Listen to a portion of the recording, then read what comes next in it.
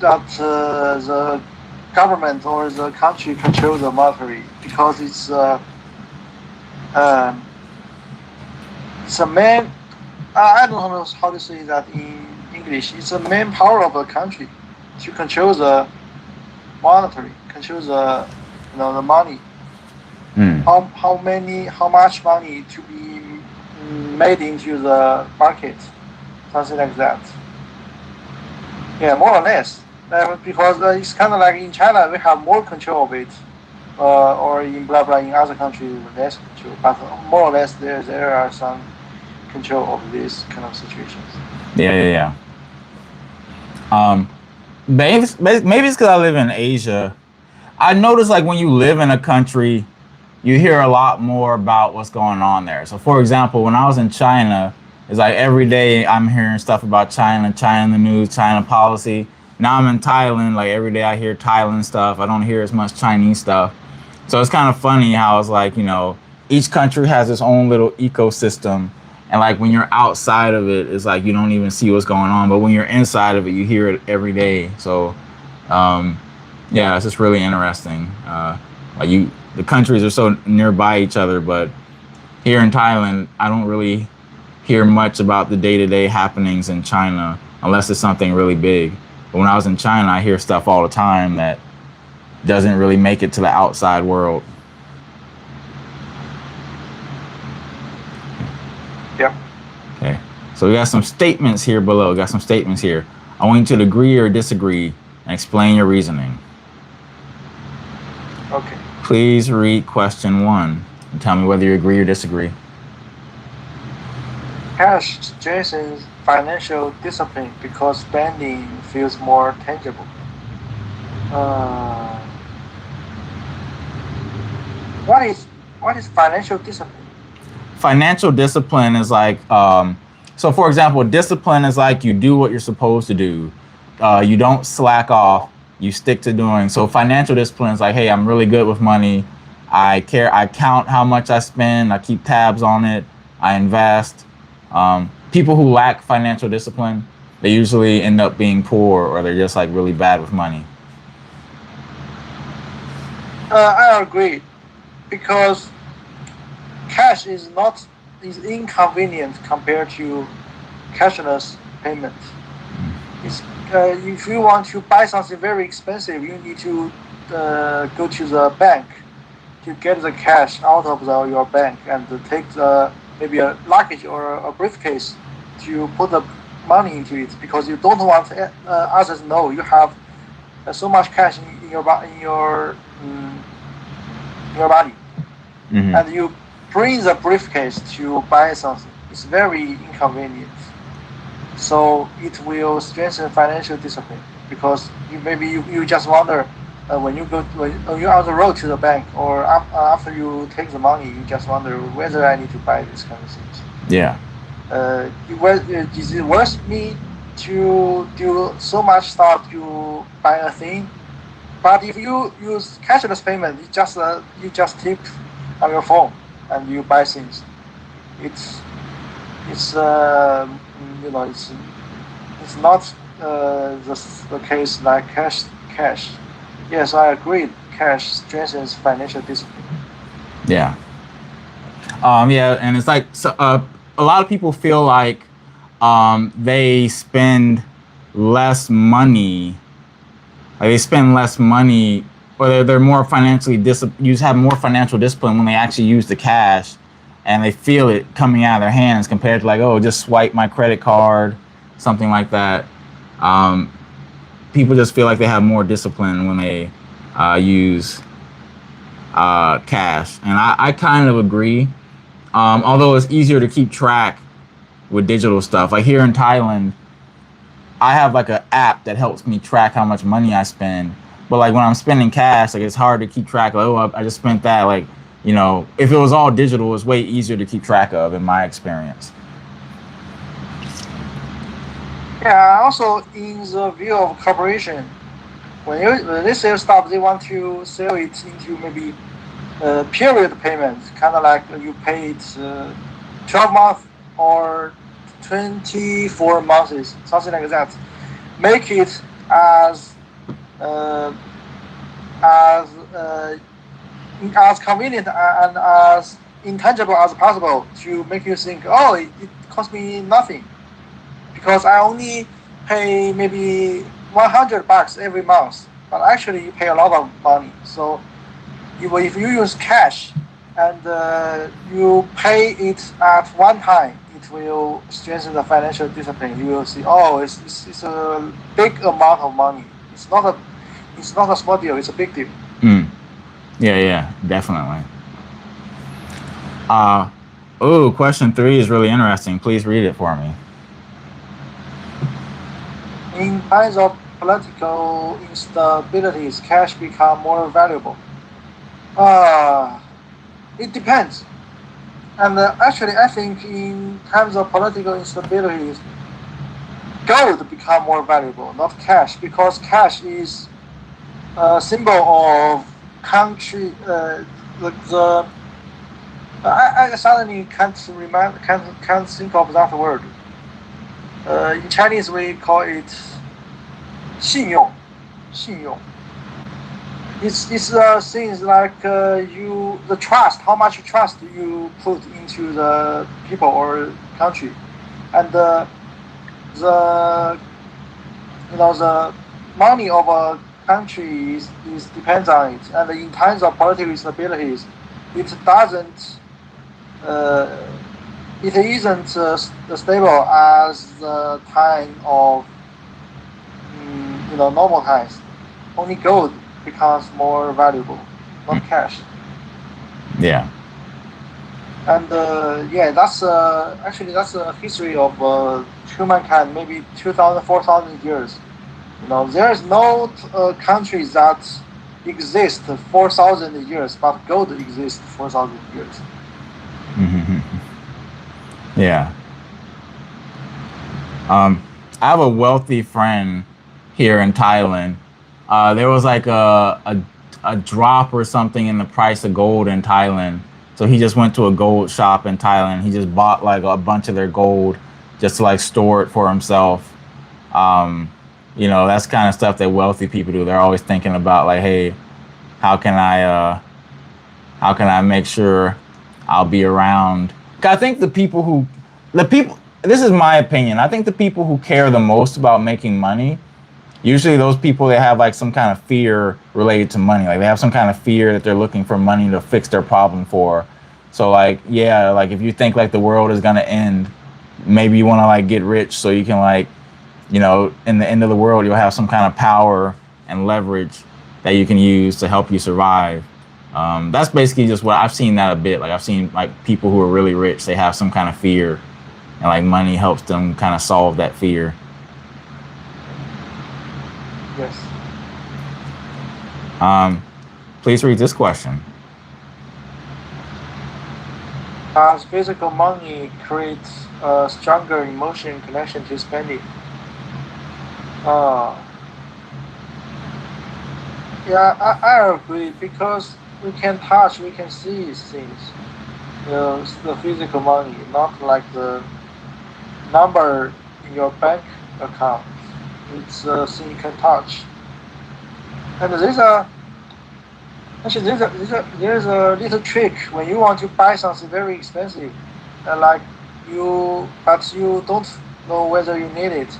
You just go to the bank to take out that amount of money and put it on your table in your home, and you just watch it. You will find that it's a big deal. It's not a small deal, and you finally decide I need to wait a moment or to decide whether I need to buy it. So it's a stronger emotion connection to spend. Yeah. Have you heard the rule that if you can't? Oh, I heard there's this rapper Jay-Z. I heard him say this quote. He was like, "If you can't buy something twice, then you probably can't afford it." Now, I don't really agree with that. I disagree. I think there's a lot of things that are so expensive that you might not be able to buy it twice, but you still need it. But I think the idea is kind of correct because a lot of people, when they spend money on like luxury stuff, I think he was talking about mainly luxury items.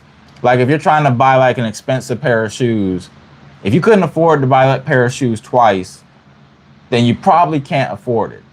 But if it comes to like something like a house or like you're investing in your education, then I think, yeah, you know, sometimes in America anyway, education can be pretty expensive and you might not be able to pay for it twice, but you know, and you might need to go in debt to pay for it. Like in America, a lot of students are in debt. So, you know, I kind of disagree with Jay-Z when it comes to other things, but I think when it comes to luxury items, like, yeah, if you can't afford to buy it twice, then you probably don't need it that much. That's my opinion about that. Yeah, I agree. Yeah. Oh, this one is, I want to hear this one from a Chinese person. So please read this question. Is privacy becoming less important in modern society? So is privacy becoming less important in modern society? In my opinion, as a Chinese, I view that the Western, cherishment of the privacy, but I think in modern society nobody have privacy. The government as a corporation, especially the corporation, the high-tech corporation, that they only want to make people feel that they have the privacy, but actually don't. Take Apple as an example. Apple will use this privacy cherished values to, attract its consumers, but actually, if you don't use the user data, you can't achieve many things. So in modern society, if somebody wants to get your privacy, it's very easy. And also, there's no privacy in modern society because everybody uses the phones. I know someone maybe in US, they don't use electrical devices, but that's a very small amount of society of people. So most people, as long as they use phones, there's no privacy for them. Yeah. So yes, if there is no privacy, I don't think this is important or no. Yeah. So I think like what you just said, I have friends who really, really care a lot about privacy, who like they read all kind of books about how they can keep their data from these big companies. I have one friend who's like really, really going hard about privacy, but it seems like it really limits your ability to do things if you care about like 100% privacy. It's like you kind of greatly limit your enjoyment of life. And I do agree, like it's really difficult to have privacy in today's world. Because there are cameras everywhere. Yeah, these companies, they have all your information, your hard data. to have the privacy. If you want to, if you live in Western countries, although they cherish privacy, but you need to buy insurance. But the insurance company have all your, information. Otherwise, they don't know how to sell it. So yeah, it's a impossible thing in modern society. As long as you use phones, you buy insurance. Also, if you went to the medical hospital, there's no privacy. No privacy. Yeah. Yeah, I noticed Chinese people don't really care that much about privacy. Like, for example, I see like the people, like the YouTubers who like go around China. It's like Chinese people don't really care about being on camera that much. It's like they'll like, in Western countries, it's like, oh, don't invade my privacy. But in other countries, they don't really care about that so much. In Western countries, they care a lot. Privacy is becoming more important. People care about it more because they see like how much technology has over your lives and how much information it has on you. But I think a lot of people are just starting to realize there's not really much you can do about it. It's like if you don't want to sacrifice your privacy, you're going to miss out on so many benefits. Yes. Yeah. Let's see.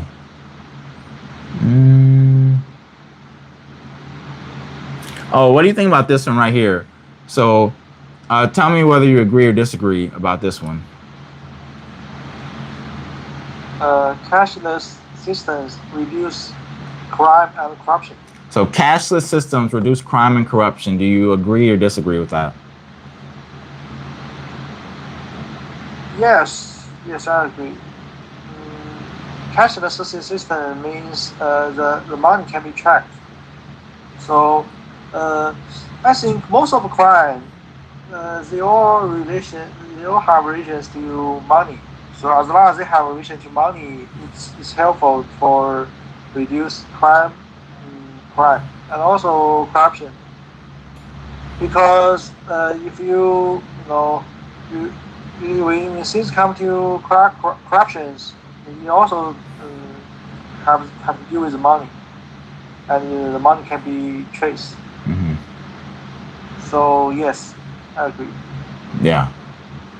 If everything's digital, like it's easy to trace everything, especially since some governments they have rules where they make it so that like these like financial applications, they have to like share their data with the government or something. So I think that kind of reduces crime a lot when people like they have to like it can be traced every payment you make.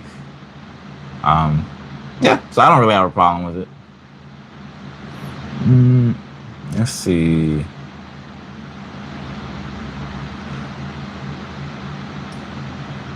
This one right here, please read this question. If every transaction is recorded, does that increase security or reduce freedom?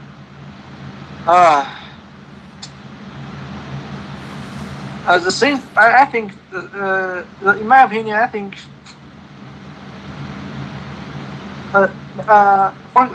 for many people in China, when we talk about this kind of things, we just ask them.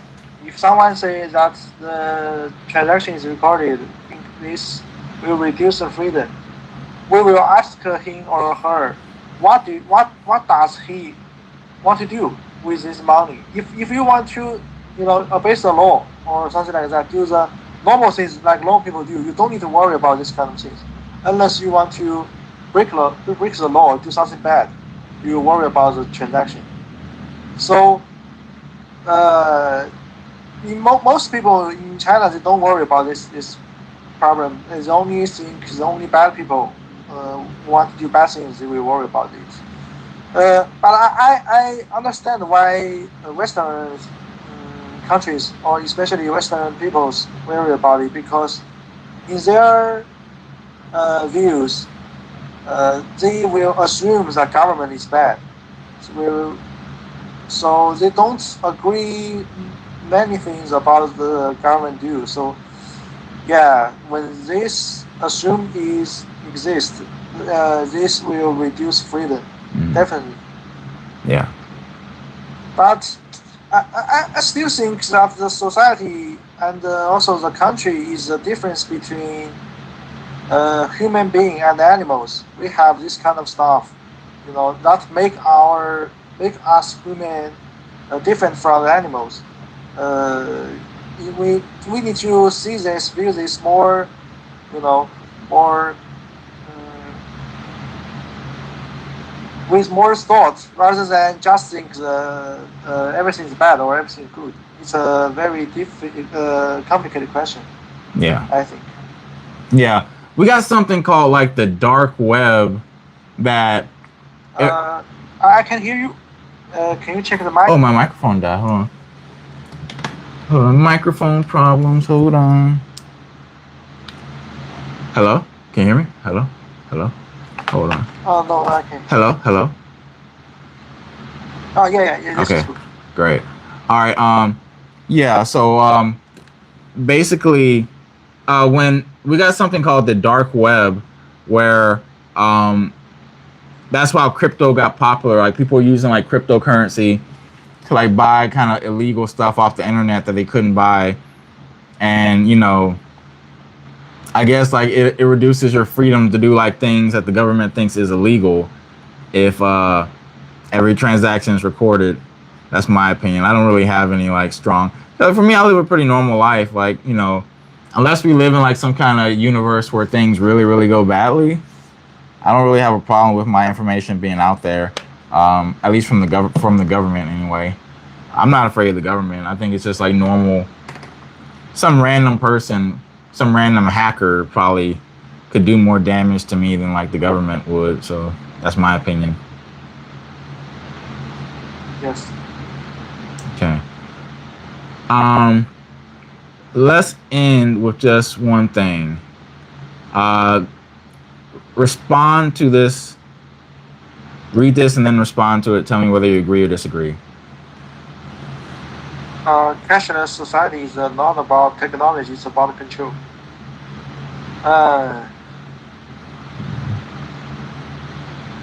It's about, yeah, I think it is both true. It's about technology, also it's about control, because technology, in my view, it's at the first place it's about control.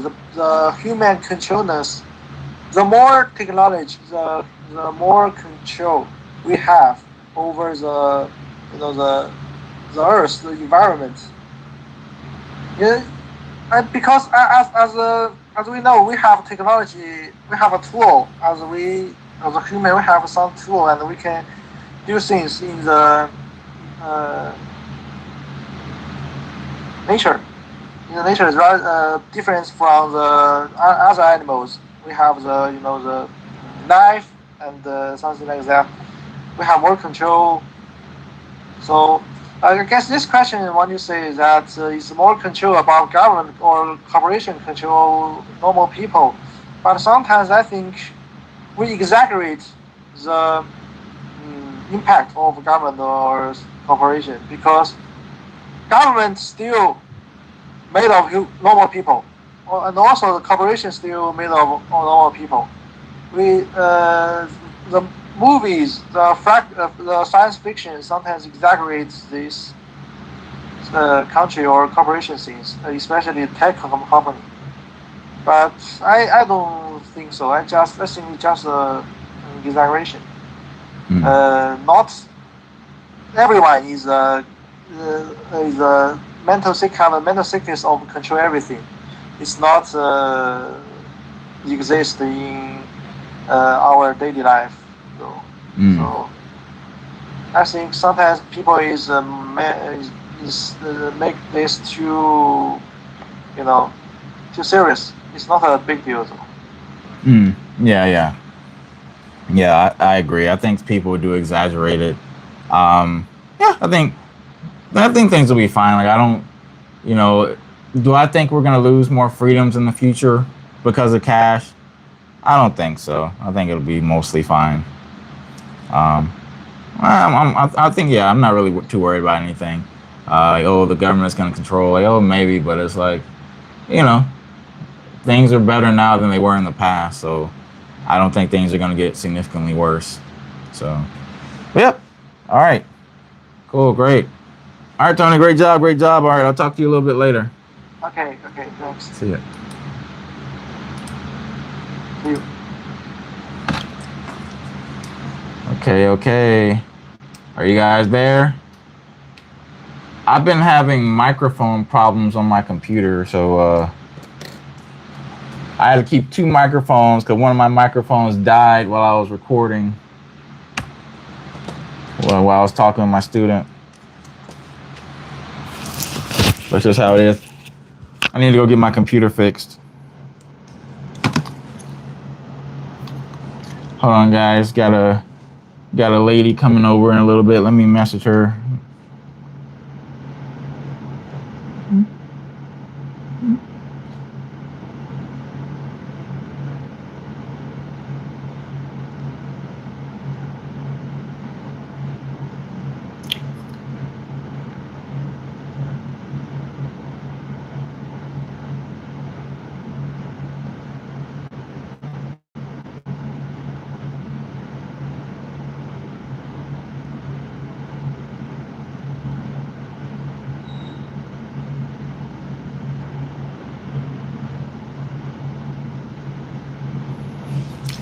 talking about she been outside all day. Like, girl, you supposed to bring that ass over here. All right, what's going on, man? I was trying to check the comments on my other phone. I got Ty on my other phones. I can't read the English comments. What are you guys up to? What up, Bishop? What up? Jeff at work. Mister for your sister. Hey, man. Got Bot Bros in the building. Some dude, Penelope. Reduce a U.S. citizen. Penelope Chamo, what are you talking about, bro? We ain't renouncing our U.S. citizenship, bro. You crazy. Where do you do your thumbnail? That's fire. Man, you know, we using AI technology over here, man. We're using this AI technology to get things, you know, to spread our message. These tech bros are out here getting replaced by AI. But us English teaching bros are using AI to maximize our reach. Just got done teaching a lesson that was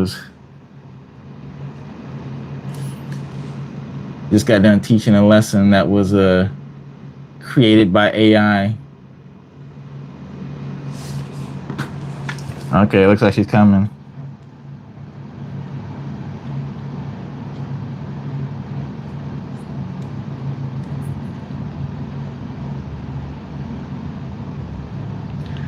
Ooh, getting me some booty tonight.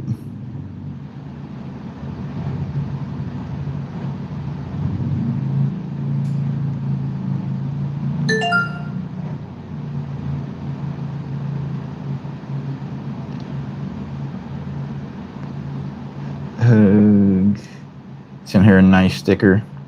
All right, now we got this taken care of. Let's prepare. Let me go in on what I was planning on talking about, man.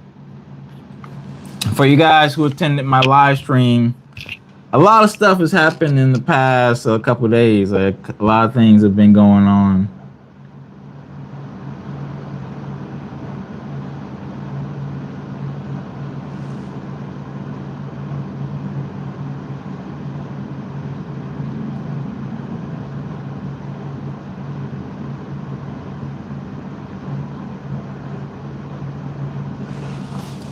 A lot of things have happened. So for you guys who attended my live stream, thumbnail looks like Malcolm X times English teaching. I gave the AI a picture of myself, and I don't know why, like, the dude in the thumbnail has hair, but, you know, I guess I'm sure a lot of you guys have hair. You're not like bald like me, so whatever. Yeah, well, that thumbnail was tight though. I was like, dang, ChatGPT, you snapped on it, man. Like, ChatGPT freaking, you know, it definitely put its effort into that thumbnail.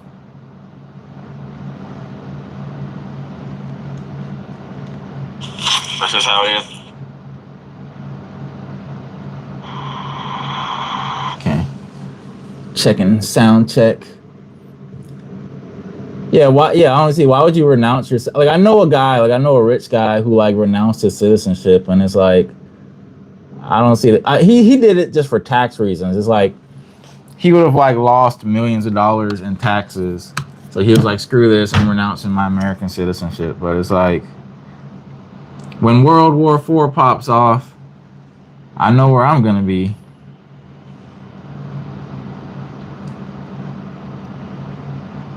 Well, do I know where I'm gonna be? I think Thailand is probably pretty safe, right? I mean, I'd probably stay in Thailand. But America is also good. I don't think Thailand is gonna get bombed by anywhere. I feel like Thailand is too international. And Thailand doesn't really have beef with any other countries. It's like, yeah. Unless it's like some really end of the world doomsday scenario. I think Thailand is gonna be fine. But yeah, like, unless you're making like millions of dollars and you need to, like, you know, you don't want to lose that money in taxes, renouncing your U.S. citizenship, I don't see any point in that. It's like, a lot of the people you see like in the comment section or just in different videos talking about like, oh man, we need to stack up, we need to get multiple passports. Bruh, do you understand how difficult it is to get like multiple passports from good countries? Like I have friends who have literally millions of dollars, and it's like they don't even have multiple passports. Like getting multiple passports is like a gigantic pain in the ass for like the vast majority of people. Unless you got lucky and you were just born. Like some people were like born in a situation where they could have multiple passports. Like they could um, like their ancestry is like okay, their family's tied and they're American, and someone else in their family is from this country. They can have like 3 passports. That's like pretty rare. That's like the only that's like the easiest way. If you're not like that lucky, then too bad for you. I think Jay was talking about the dumb shit. Oh yeah, I'm pretty Jay probably. So you're talking about the Jay-Z quote I talked about, like how Jay-Z said, if you can't afford to buy it twice, then you probably can't afford it. Yeah, it's like for like luxury stuff. Like you know how us, a lot of us, we love to flex luxury stuff. You know, not me. I like to. I don't really flex luxury. I just flex my lifestyle. It's not really a luxury lifestyle. It's just a free lifestyle. Don't take rappers seriously. Yeah. I care just as much about a poet as I do a rapper, and that's very little. Today's rappers are yesterday's poets. That's not true about cashless and reducing corruption. Depends what you mean by corruption. But in terms of like tracing stuff, it's like way easier now. It's like the amount of people who go to jail now is like way higher now because cameras are everywhere. We can like trace your every step. It's like we got the phone companies that are tracking you. They provide, okay, he was here at this time, and we got cameras everywhere. So like, I don't know if it's reducing crime, but it's definitely you getting caught. People are definitely getting caught a lot easier than in the past, I think. All the IT guys never show proof that they have these crazy remote salaries. Like, how do you make 6 figures working remotely and talk about traveling while not actually traveling yourself? Yeah, that's what I'm saying, bro. It's like, all right, let me go in now. Let me go in on the tech bros one more time. So for you guys who follow me, you might have seen this past it was like Sunday night in America, Monday morning Thailand time. BMT Live, his YouTube channel. He's the guy who created Passport Bros, Aaron Fair. So BMT Live, that's his YouTube channel. He had a live stream with this guy named Theo. Now, a lot of you guys who follow me, you've heard me bring up Theo. Theo, he like sells tech courses with IP, International Passport. And basically, they've been over-promising what they offer, right? They've been making all these promises like, oh, you can get like a 6-figure tech remote salary. Just take my Python course, take my course, and you'll be getting remote jobs hired from these companies. And it's not true. It's not true. Like a lot of people, like 99% of people who take Theo and IP's tech courses do not get the remote jobs that they thought they were going to get. They don't get what they wanted, basically. They end up dissatisfied. I've had a lot of his students, a lot of Theo and IP students, after they left Theo, after they were like disappointed with him and his offering, they come to me and they try to do English teaching now. I'm like, okay, you should have listened to me like a year ago when I told you about English teaching. Now you wasted all this time and money trying to do this tech thing. You could have done English teaching and then do the tech thing on the side if you want. But trying to do the tech thing first is like you're gonna slow yourself down. You're not gonna get as far, as fast. Like with English teaching, you can get overseas fast, man. Like 30 days. I can get you making money faster than that. You could be over here, I got a hot chick about to come over, about to, crack that open, if you know what I mean. You're gonna have a great time. You could be over here. The tech bros can't do this, man. Like, you see the thumbnail I got for this live stream? Like, I'm just me surrounded by 2 chicks. It's not 2 chicks tonight. It's just 1 chick tonight. And the tech bro is angry in the background. He's like, oh! Yeah. But anyway, like I exposed. So basically during the live stream, BMT's live stream, I exposed Theo. Like I just started sending super chats and I was like, I'm an engineer. For you guys who don't know, where's my degree at? Let me show my degree. Where's my engineering? Here it is, my engineering degree. Hold on. Let me hide my university so you guys don't know the university I went through.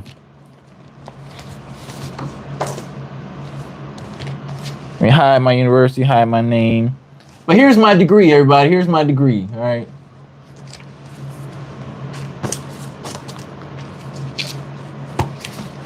And I'm an engineer, so I'm a tech bro. Like I studied a lot of the tech stuff.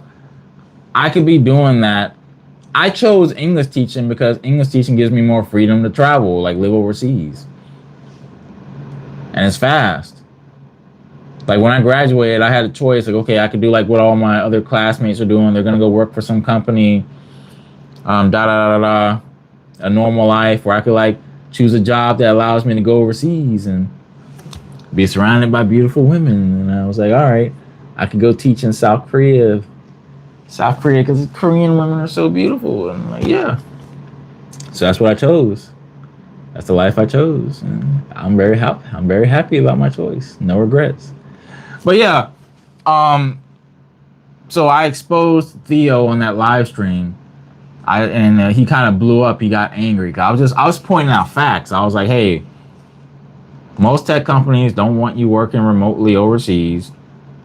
The guys who do work remotely overseas, they usually do it behind the company's back, so they don't let the company know they're working remotely. They have to hide their location with a VPN.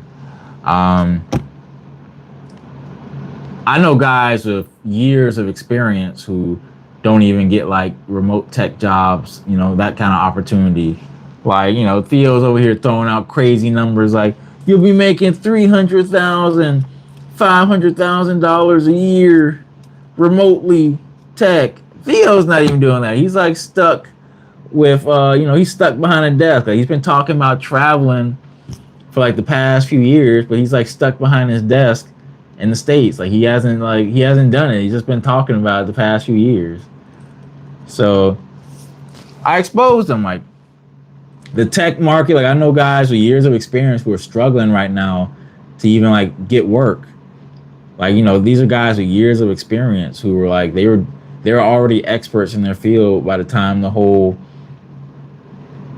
passport bro movement popped off. So these guys are struggling to get jobs. Like they told me, I've seen different threads and different posts by guys I know who, you know, they're actually doing pretty well in tech, and it's like they're struggling. So you think you're gonna take a freaking Python course and you're gonna suddenly be making $300,000 remotely? Like, come on, bro. It's like,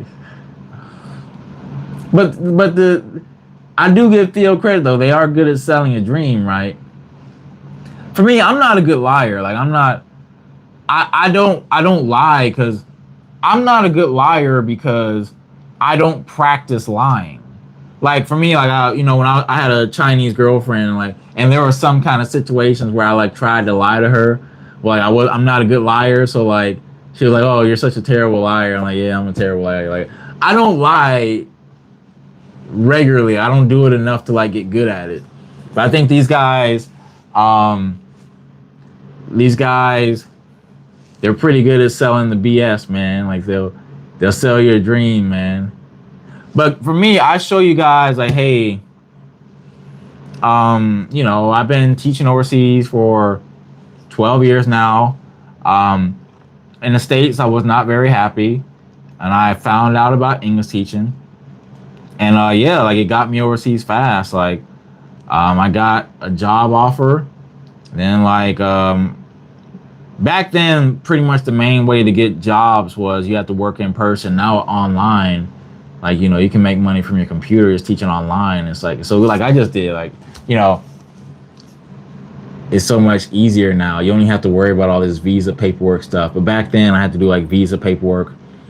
So that's why, like, even after I got a job, it took like a month of like paperwork. Then they mailed it to me. They mailed me my passport with like the visa stuff in it, and I was on the airplane soon heading to South Korea. That's how it happened for me. If it wasn't for the paperwork, you could like, you get hired, get to work almost immediately. But sometimes paperwork takes a minute if you're like getting your visa through the school. Yeah. But hey, it was my start. Like it wasn't my first job. And here's the thing, like, so for you guys who don't know, I offer like English teaching service. I offer like English teaching consultation services. I basically train you to be a teacher. I train you in the teaching software. I basically give you everything you need to be successful. I help you apply to jobs, help your resume. You have access to like all my lessons, my teaching lessons. I help you with all this stuff. So I basically like do a lot with you to help you like guarantee your success. And yeah, you know, you get the benefit from my years of experience. My first job in South Korea, it was like, yeah, I took that job because I was really hungry to get out of the States. Like I was really miserable. So I just wanted to get out of America. And yeah, so I just took the job. Like it was in the city. There was this Korean girl who went to my university, right? Really cute, like short Korean girl, and like that was the city that she lived in. So I was like, yeah, I want to go teach in that city. And her and I linked up later when I moved to that city. And it was nice. But yeah, that was like my motivation. I was like, okay, I want a job in that city. And then I got there. And it was good. The job was okay. I didn't like my boss that much. And I got, you know, there were better jobs that I could have took. But basically, it was my start. It was my first job, and it helped me get overseas making money. And from there, my life just got better. Like, you know, like that really changed the direction of my life, just being able to move overseas and just getting started with that. And every job I got from there on out was like better and better. My first year I spent in South Korea. Then after that, I moved to China, stayed in China for 10 years. My first time teaching online was like 2018. I had like a student who was in like a different city. It was like a Chinese business lady, and she wanted me to teach her online. And like that was my first time seeing like online money, because she paid me for like a bulk of classes. Like she paid me up front for like, I don't know how many classes, but it was like a good amount of money. And I was like, whoa, this is really good. Like I don't have to like, you know, I don't have to like call a taxi to go to the school. I just like open up my computer to teach. And like I got, you know, she paid me up front for all the classes, so it was really nice. But I didn't think much about it. I was just like, oh, this is cool. I didn't think about, oh, let me try to do this more. I wasn't thinking like that, cause I was focused on like chasing girls and stuff. I wasn't really focused on like, you know, like, oh, let me maximize my English teaching. Like, no, I was just like having fun, living life in China, chasing girls, partying like 6 nights a week.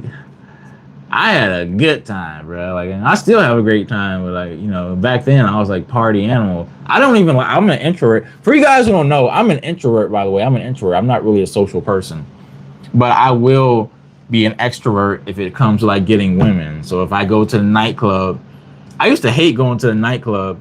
And then I figured out like, oh, I can go to the nightclub and I know how to like talk to women and I can get women. Then I suddenly like going to the nightclub now. I know how to get women there. If you don't know how to get women, you might hate the nightclub. Anyway, yeah. And then during the pandemic, that's when I started really doing a lot more online teaching. So yeah, I just, you know, I started making some online money during the pandemic, and my online income started to surpass my in-person teaching income. So in South Korea, I taught at like an after-school place. My hours were from like 2 to 10 p.m. Monday to Friday. The students would come in the afternoon after their normal classes. And then in China, I was a university teacher. So I taught at a college and universities during my whole 10 years in China. And that was really nice because colleges and universities, they give you paid vacation time, healthcare, what else? Housing stipend, travel stipend, bonuses. They take really good care of you. So that's why, you know, you guys see my China videos, you see me traveling, having fun a lot, because I was only working like a couple days a week at my job, so I could have like so much time for fun and partying, chasing girls, having a great time, studying Chinese, you know. I've lived a really good life, man. English teaching's done a lot for me, man. These tech bros, what are they talking about, man? These tech bros, like they're selling you a dream that they can't do. But I'm telling you guys my story. Like English teaching really helped my life a lot. It's like my life, bro, like it gave me so much freedom. Like it's giving me so much freedom. I'm just really enjoying it. Yeah. So I'm really grateful. Let me drop my links for you guys because I feel like I don't plug my consultation link enough. Let me plug my English teaching consultation. I think you guys already know about my guide, my free quick start guide, but I'll plug it anyway just so we can all be on the same page here.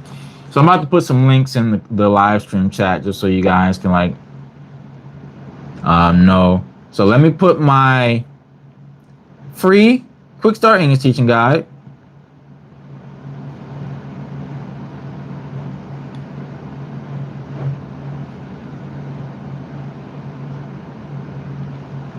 So that's going in the chat right now.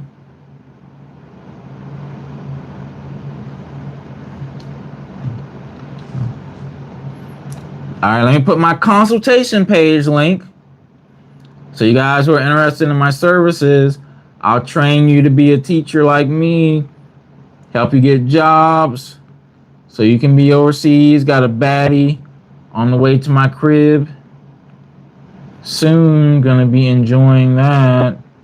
What are the tech bros doing?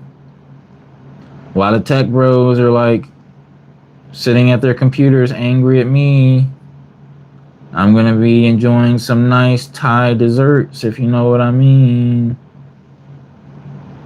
Love me some Asian women. I love Asian ladies, not afraid to say it. And I'll put the link for a free 15-minute call with me. If you want to get on a free 15-minute call with me, link's right there.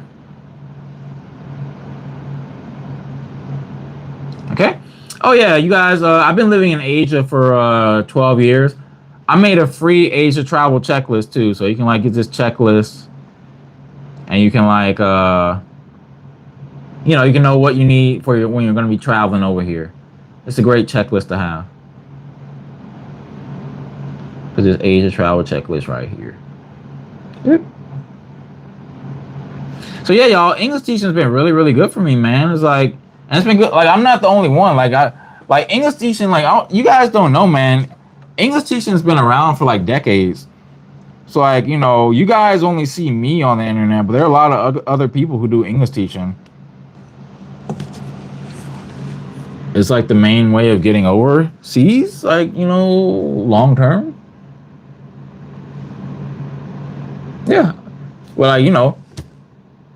Anyway, I think I've said a lot about the tech bros. Like I said in my recent live stream, I exposed them. For you guys who are on my email list, when you click the link to get my free Quick Start English Teaching Guide, it'll be sent to your email inbox and you'll be put on my mailing list. I just wrote a couple emails that'll be sent out later this week about, you know, the details of all this crazy tech bro madness stuff that's been going on in the past week, how I exposed these guys. But yeah, y'all, I'm really happy about what I stand for. Like, I'm pretty honest. I'm pretty, you know, you guys who follow me, I tell you guys about my life. I tell you guys about my struggles, my past stuff. Living a good life, man, you know, over here. I can't complain, man. I can't complain. Living good over here. Been living good for many years. The tech bros are like, where they at, man? Let me look at some of your, I got your questions right here. Let me look at the live stream chat right here.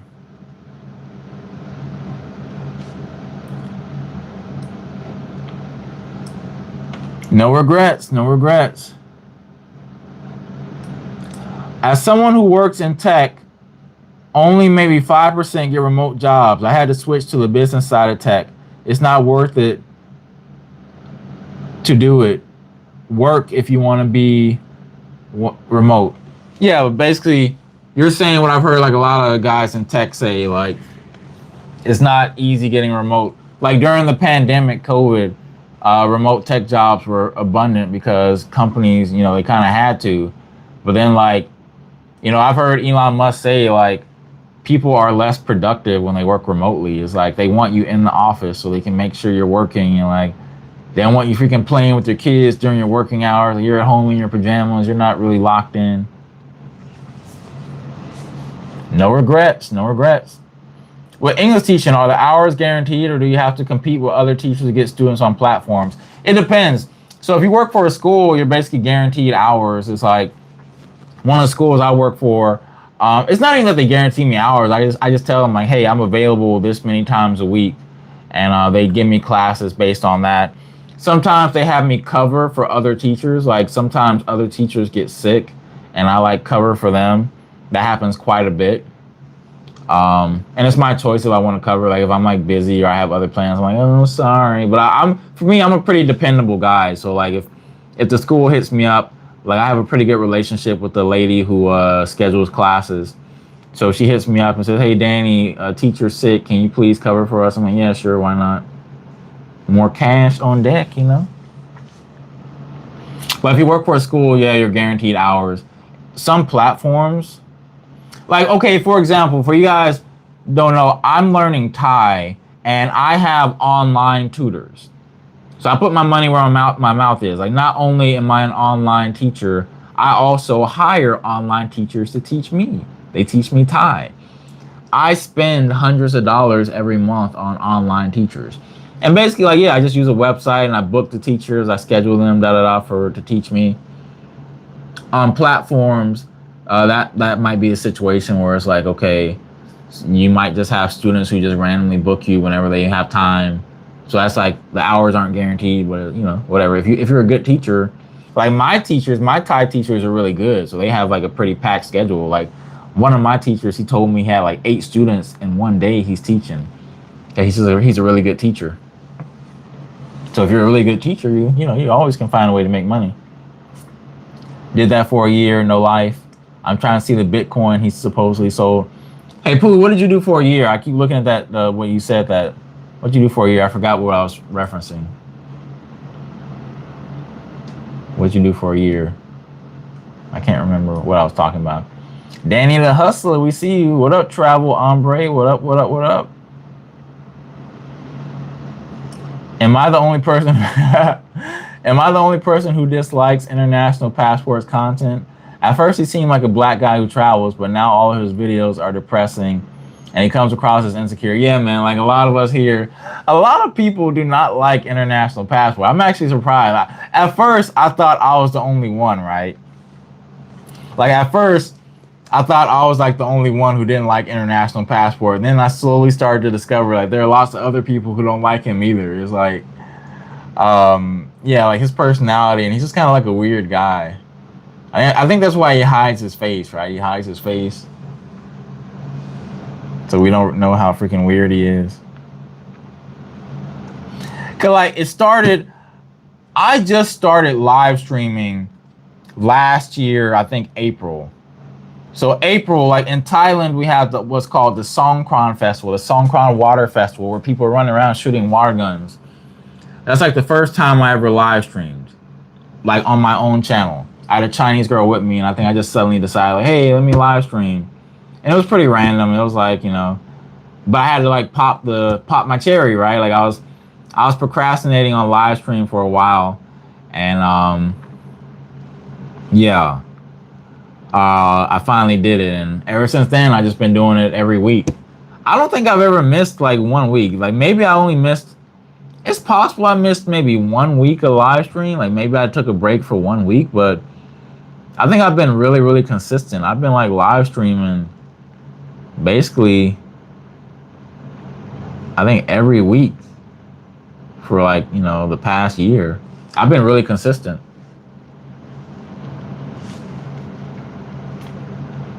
But anyway, it started off like suddenly, I don't know what happened. Like I think I started talking about tech.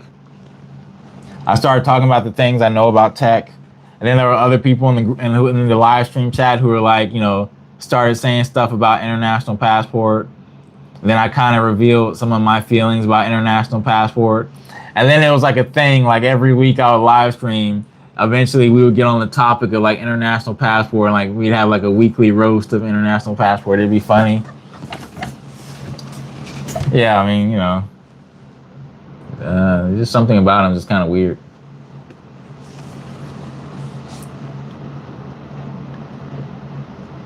Every video he has is about how black men aren't treated right in certain countries. Yeah. And it's really interesting. I don't watch his content anymore. Like years ago, when I first started watching like travel passport bro content, I would look at his channel eventually. But then like it would kind of like be like, I don't really like this guy that much. But in the past, he was like selling that dream, like every country you go to. Oh yeah, one thing that he used to do that really pissed me off, it was really annoying. He had this whole thing like checking for brothers. Like, are the women in this country checking for brothers? Like women in Germany, they're checking for brothers. It really annoys me, that whole thing. Like, oh, like women in this country, they're checking for. Because here's the thing, right? The way he said it, it made it feel like he can't believe it, right? Oh, I can't believe that women in this country like black men. That when he says it like that, it makes me feel that's how he thinks. He can't believe that women would find black men attractive, and he's black, right? So it was just kind of cringe to me, like, and like the men who watch his content, I think are like kind of insecure men, right? It's like you need validation, like you need somebody to tell you that you're attractive, like you need these women to tell you like you're a good guy. So you want to go to countries where women are checking for black guys because you need approval. Yeah, I don't like that kind of insecurity. It's kind of weird.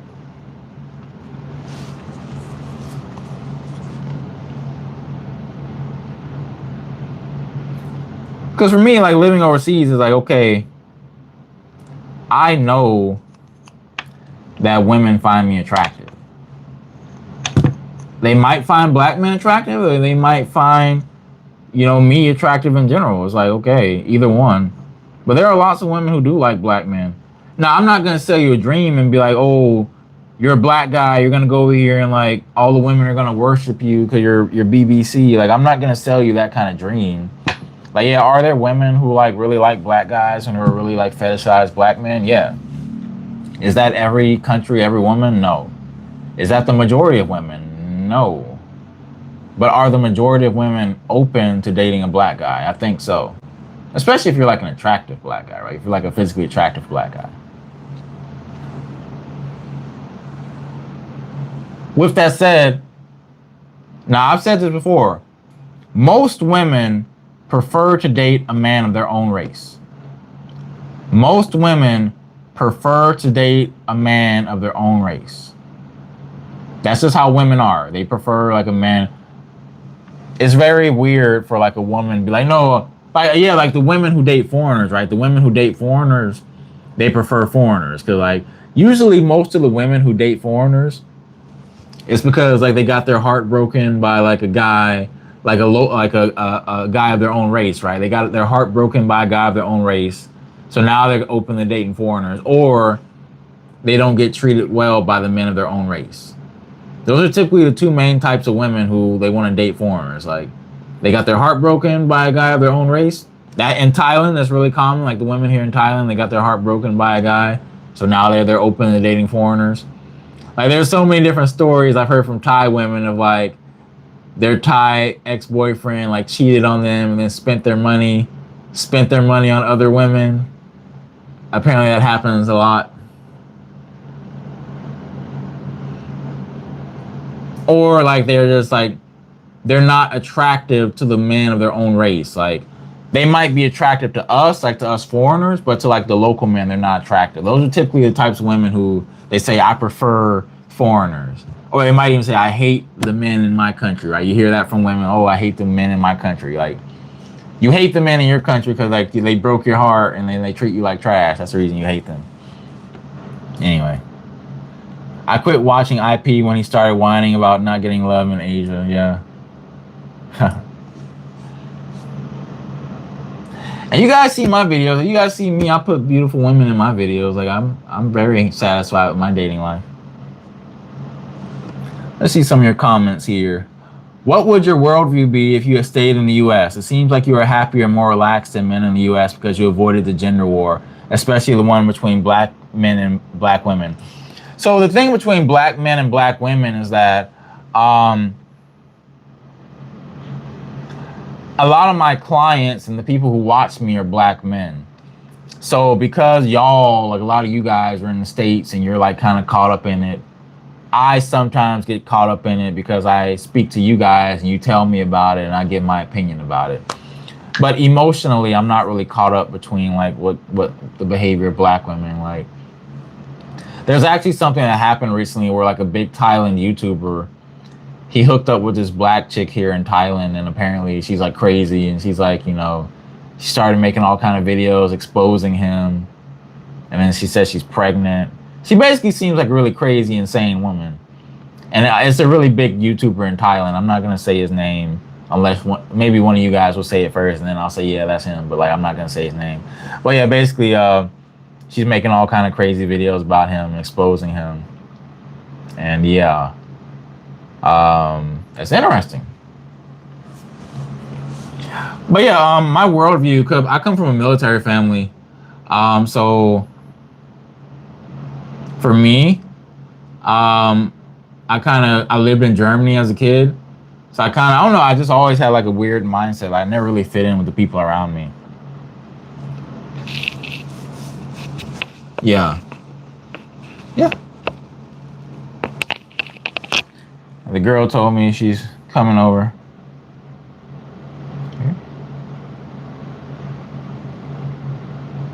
And sent her a nice little sticker.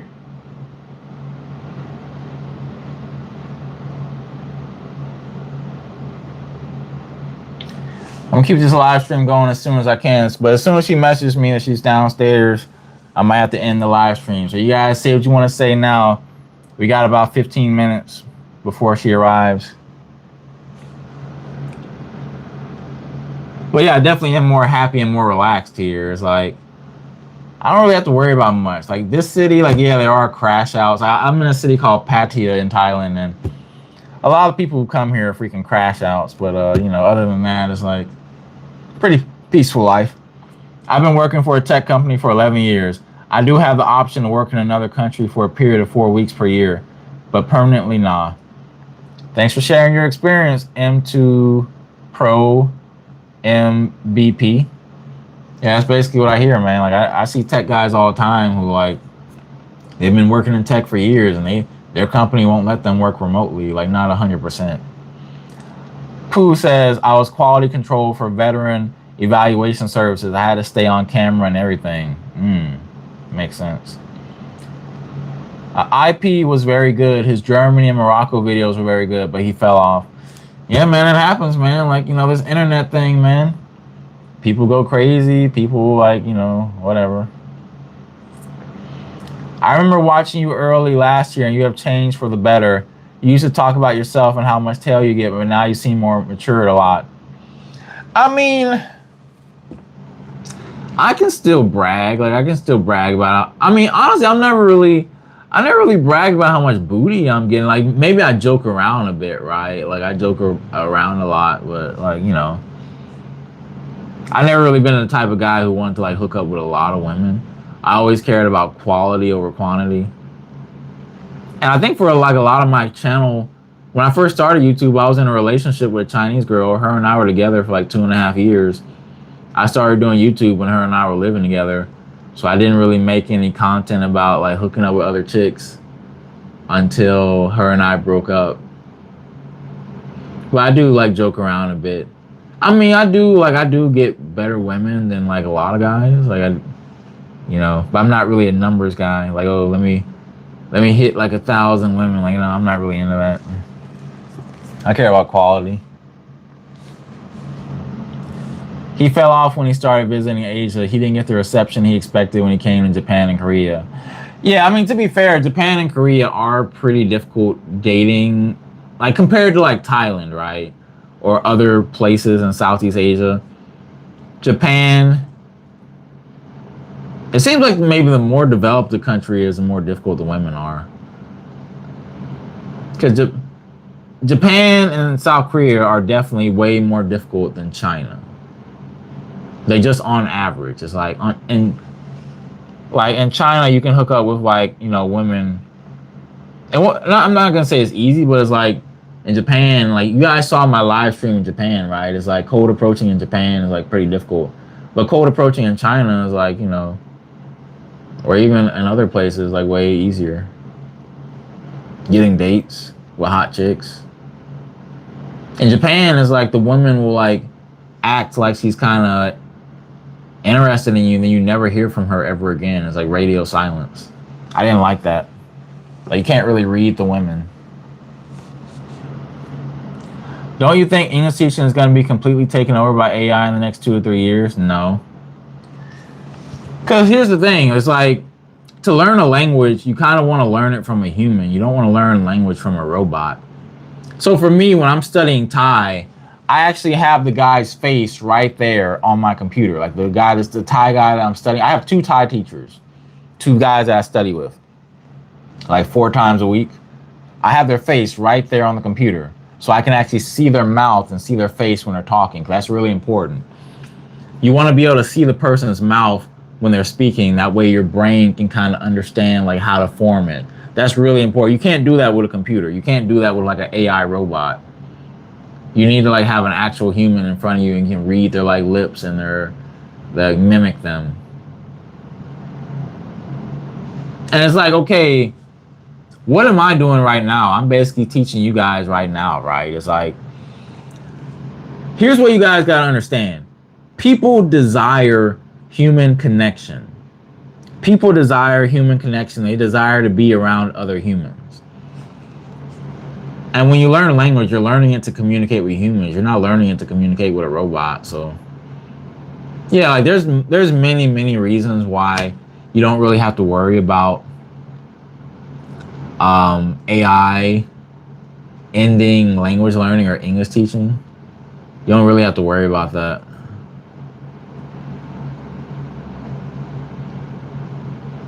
Especially for like us, like people who come from English-speaking countries like America, Canada, UK.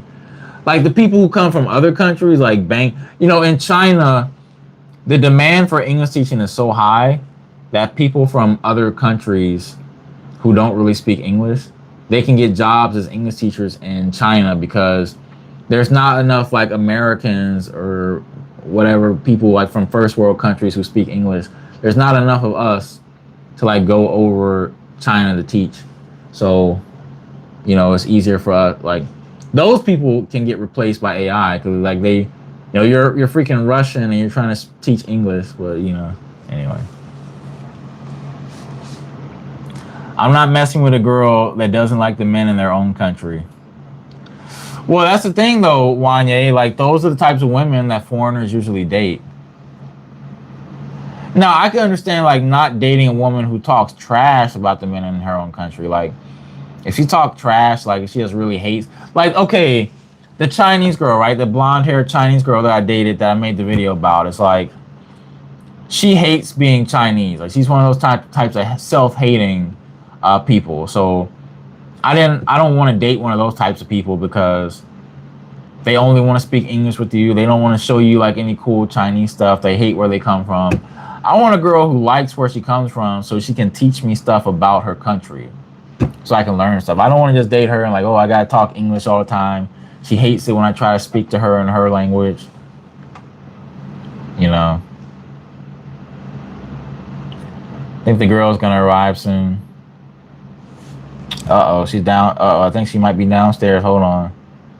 All right, man, I got this girl. She's downstairs, man.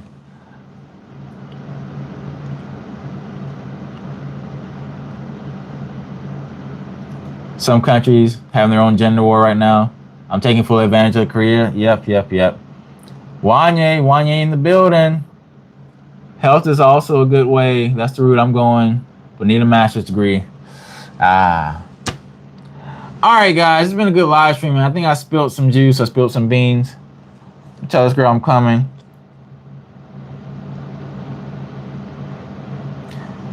All right, guys. It's been a good live stream. It was like a surprise live stream. Unfriendly Stoic in the building. All right, guys, I got to go pick up the lady from downstairs. No, I'm not putting her on camera. I know you guys are curious about what she looks like. But yeah, hopefully you enjoyed me sharing like my story with you guys and sharing some information, exposing the truth. I'm going to leave this live stream up for a few hours so you can rewatch some of the topics we talked about. But I already covered all your comments. I see I got all the comments here. Some people just showing up. Max Nontent sent the W. Thank you. All right. been great having you guys, man. Happy to see you guys around. So I'll see you in the next one. Make sure you guys watch the videos on my channel, man. I'm dropping some cool content, man. I'm speaking Thai, trying to do my best. And I got some. Don't worry, I know you guys want to see the girl. I got some more girl content coming up soon, so you guys get to enjoy that. All right, man. It's been great seeing y'all. Gotta go get me a lady from downstairs. See you.